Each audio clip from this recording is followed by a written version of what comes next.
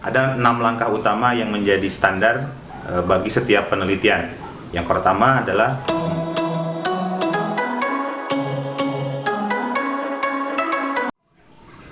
Bismillahirrahmanirrahim. Assalamualaikum warahmatullahi wabarakatuh. Kita masuki sesi 2 pembelajaran metode penelitian. Di pertemuan pertama kita membahas mengenai pengertian, manfaat, dan ciri utama penelitian.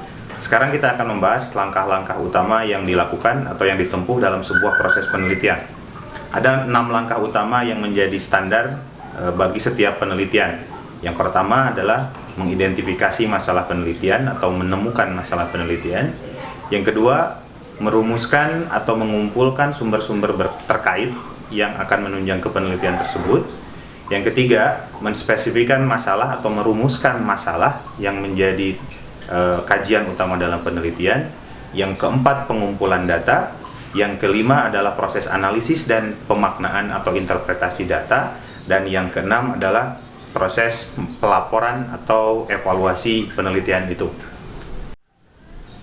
Baik, kita bahas dari poin yang pertama, yaitu menemukan masalah penelitian. Nah, dalam hal ini adalah sebuah titik keberangkatan yang menjadi sangat krusial bagi para peneliti ketika memulai penelitian.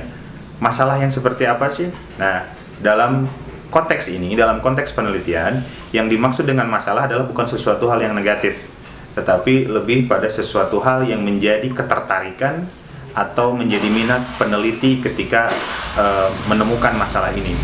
Nah, yang disebut dengan masalah yang baik dalam sebuah proses penelitian adalah masalah yang didorong atau didasari oleh keingintahuan peneliti untuk mengetahui lebih jauh tentang masalah tersebut, atau yang lebih bisa kita sebutkan sebagai curiosity atau keingintahuan yang tinggi. Karena sebuah masalah yang didorong oleh keingintahuan yang tinggi akan menghasilkan analisis atau pendalaman yang sangat bagus ketika melakukan proses penelitian. Itu langkah yang paling pertama, yaitu menemukan masalah yang menjadi ketertarikan dari peneliti atau keingintahuan dari peneliti.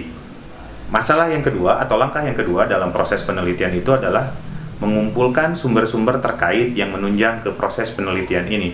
Nah, dalam langkah yang kedua ini menjadi sumber inspirasi bagi para peneliti ketika melakukan penelitian.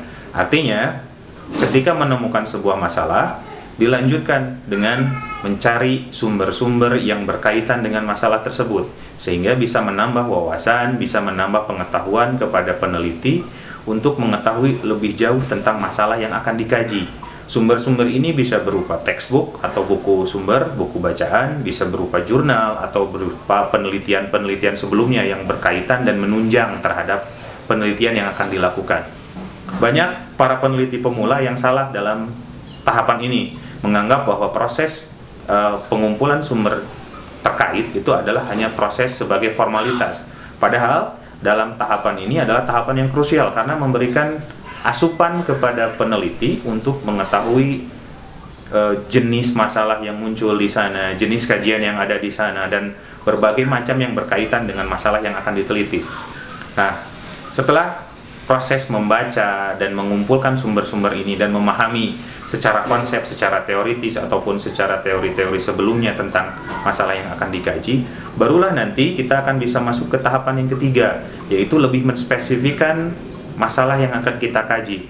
Barulah di sini setelah kita mendapatkan ide, mendapatkan informasi, mendapatkan sumber, dan mendapatkan banyak pencerahan dari proses yang kedua dengan mengumpulkan sumber, kita akan bisa menspesifikkan masalah apa sih yang akan kita kaji, tujuan apa sih yang ingin kita capai dengan mengkaji masalah tersebut. Nah, proses ini akan menjadi jembatan dari yang tadinya hanya sebatas topik, sekarang akan menjadi masalah yang lebih spesifik, menjadi arah yang lebih terkontrol, menjadi bentuk yang lebih spesifik ketika kita ingin melakukan penelitian. Nah, lalu masuk ke langkah yang keempat, yaitu pengumpulan data. Setelah ada tujuan yang kita tetapkan, setelah kita merumuskan pertanyaan yang ingin kita jawab dalam proses penelitian ini, barulah kita menginjak pada proses pengumpulan data. Data dalam penelitian adalah sumber informasi, atau menjadi disebutnya itu poin utama dalam proses sebuah penelitian, karena pertanyaan yang tadi dimunculkan di awal-awal proses penelitian harus terjawab pada akhir penelitian, dan jawaban ini harus ditunjang oleh data dan fakta yang disediakan. Data-data ini bisa berupa angka, bisa berupa hasil wawancara, bisa berupa hasil observasi, dan sebagainya. Yang jelas, data yang kita gunakan dalam proses penelitian itu akan menjadi sumber informasi, menjadi pijakan utama ketika kita mengumpulkan, merumuskan masalah dan menemukan jawaban dari permasalahan yang kita rumuskan. Nah, setelah data terkumpul, data tersebut harus bermakna. Maka kita masuk ke proses yang kelima, yaitu proses analisis dan pemaknaan data. Yang dimaksud dengan analisis adalah data itu sifatnya mentah, artinya dia belum mengandung informasi yang bermakna. Dalam proses analisis atau dalam proses pemaknaan ini, data yang tadinya tidak bermakna itu kita berikan pemaknaan, kita lakukan olah analisis. Kita ambil contoh, ketika kita pergi ke dokter, kemudian dokter memberikan hasil lab tentang tes darah kita, muncul angka. Angka tersebut adalah data. Tetapi data tersebut akan tidak bermakna, akan tidak bisa dipahami, sulit dipahami bagi orang yang tidak tahu harus diapakan data tersebut. Ketika disampaikan hasilnya oleh dokter tersebut bisa menjelaskan angka-angka tersebut merepresentasikan atau menunjukkan tingkat kesehatan kita. Misal, tekanan darah kita ada di angka 200. Itu data. Interpretasinya, analisisnya adalah dokter akan memberikan penjelasan. Kalau angka 200 ini keadaan kesehatan kita berada pada level, darahnya darah tinggi.